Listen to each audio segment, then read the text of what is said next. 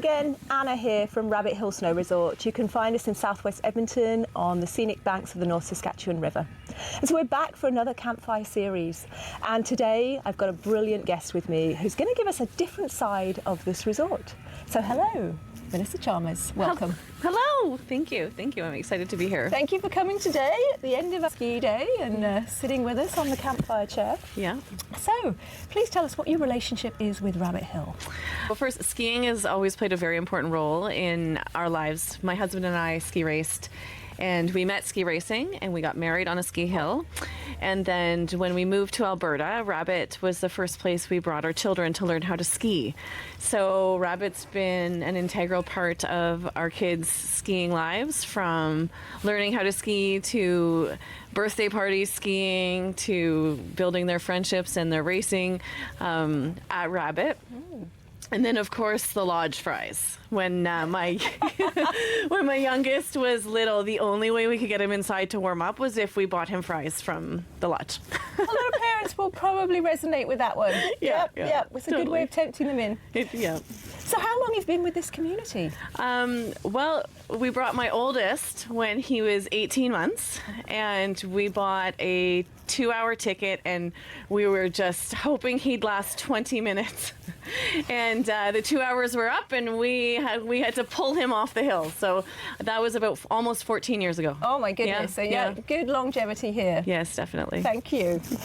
So when you're at the top and you're about to set off for your ski day, what's the first thing that goes through your mind? I think a big feeling of gratitude. I think it's just so amazing to us that we get to do the thing we love with our family so close to home, and our kids get to enjoy it too. It's like home. Thank you. And all those days, I'm guessing, are setting memories. So here's a quick one for you. Is there any epic wipeout memories that come to mind from your days? Absolutely. But I'm not sharing mine. I'm going to share my husband. Oh, of course. So my husband bought a snow skate, which is exactly what it sounds like. It's a skateboard, and then it has a little mini ski attached to the trucks. Right. And so he brought it. He was going to use it here, he decided. And he was over on Bunny Hop, and he was trying it, and he was feeling great. So he decided he was going to come over to Bay Street and ride it down Bay Street. Oh. So it didn't go well. In his words, it was the worst wipeout he's ever had in his life. In my words, it was the funniest wipeout he's ever had in his life. He wiped out in front of his kids. He wiped out in front of our kids' friends. He wiped out in front of our friends and everyone in the lodge. And then he took the snow skate home and hung it up in the garage, and it's been there ever since. Oh, a bit of a trophy, Yes, or maybe, yes. Yeah. Didn't end up in the bonfire, though, so... It did not. No. That's a great story. Yeah, Thank you for sharing his wipeout, and I'm sure he's very grateful for that. Totally. So, Melissa, we invited you today because you have a lot of history here, but you also represent the volunteer side. And for any destination, any sport, volunteerism really is the way that it runs. You're sort of the grease behind the wheels, as it were. Yeah. And so we would love to hear about your involvement. So you have been with two of Rabbit Hill's largest non-for-profit organisations. Yeah. So that's Rabbit Hill Ski Club and Rabbit Hill Ski Team. Yes. Can you tell us a bit about those, please? I sure can.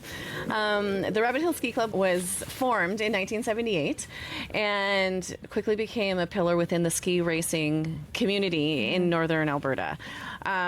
Between 2016 and 2019, we experienced a massive growth, and we almost doubled in size. Oh. So we decided that to better serve our athletes, we should split our club in two. And that's how the RH Ski Team was born. So our Rabbit Hill Ski Club services athletes from 4 till 9 ages, and then they move up to the RH Ski Team, and the RH Ski Team coaches them from 9 until about 21. Wow. And we also have a master's program for adults who just don't want to stop. There you go, and why should they? Yeah. Exactly. Perfect. Well, thanks for explaining that, because, and the fact that it's grown so quickly, and that's brilliant. Yeah. Getting people to embrace winter is what we're all about. So absolutely. We love that. Yeah. So you've spent many, many dedicated hours volunteering here and with the club. Yeah. So what is it that drove you to do that? What motivates you? I think, well, if it many roles that have been challenging and rewarding, and that in itself is such a reward to know that I'm able to help service a club that does such a great thing for athletes and provides such a foundational source of their memories, and it really guides a lot of their lives as they move on. So that's pretty fantastic for us. Rabbit Hill has a really long history of volunteerism, and so for me to be able to be part of contributing to that and providing core memories for our athletes, and actually a lot of our athletes grow into coaching at our club, and so they're here a lot, and so to be able to contribute to forming this club for them and keeping it going and keeping it running and keep continuing to provide a program as the kids move through up into coaching ultimately or beyond is pretty fantastic and humbling. We've seen that, I know, when we've gone to some of your charitable events, which of course a lot of charity work also needs to be done to keep this going. Lots of fundraising. We've seen the family, the generations, and met the parents who were racers, whose kids are now coming up through the program, and really see that longevity of what it instills in people. And so you're talking to the converted. I'm definitely hearing that and seeing that. It's great. So on all those times that you're out here, sometimes chilly, I'm sure, sometimes early, sometimes late, what's one of your best memories? I think all of it. I just love coming here. I think my favorite is the first drive down into the parking lot the very first day, because it's just so exciting and calming at the same time, and I'm just so happy that the snow is here and the season started and we're back at it again, and it's like it's go time, right? And it's just such a great feeling to know that we have a winter home. Oh, that's brilliant. I know that giddy feeling. Yes. We're lucky to get seasons here in this country and in this region, so long may they be with us, hopefully. Yes. So if you could describe to us, especially for those that maybe haven't been involved in a club, what's it like for a family who put their youngster into the race club, for example? It's kind of like a family, actually, like really. It's a pretty fantastic way to introduce your kids to skiing and ski racing. So our mandate is to foster a lifelong love of alpine skiing and ski racing in our athletes.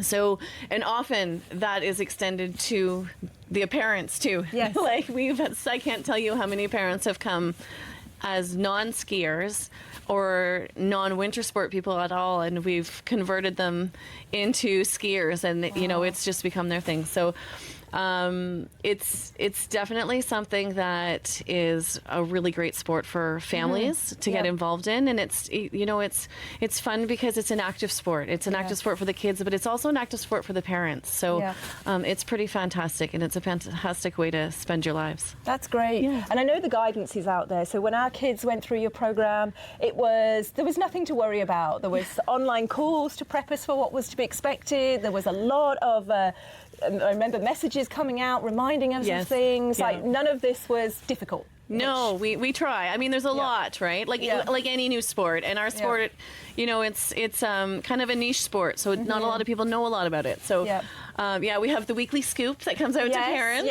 Lovely. I remember that. And then our courses if you're going to volunteer, which of course we need lots of volunteers on race days and stuff. Well, thank you for your volunteerism, and we thank all those that are involved with our not-for-profit organisations that we have based here. We talked about CADS in our first interview with Jim. So a long-standing organisation that allows those with disabilities to get on snow. We've also got Parkland Racers based here, and we've got riders on board as well. So we've got a lot of options, whatever you're into. So take a look and see what you can come and join. So we thank you for your time, but we always end these with a bit of a rapid fire, if that's okay. Yes. Okay, I'm ready. It's because we want your first answer of the this or that. Okay, I'm ready. So, ski or snowboard? Ski. But I did snowboard. Okay, sorry. Oh no, that's good, because we don't have that many on the snowboard side so far. Oh really? Oh yeah, my 20s. I snowboarded all through my 20s. Love it. And then you can have one of both of those. Yeah. Chairlift or T-bar? T-bar. Nice. Early bird or night owl? Early bird. Powder or groomers? That's a tough one. Groomers. Poutine or chicken fingers? Poutine! Oh! Absolutely! And then if you had to choose, snow in the boots or snow down the back?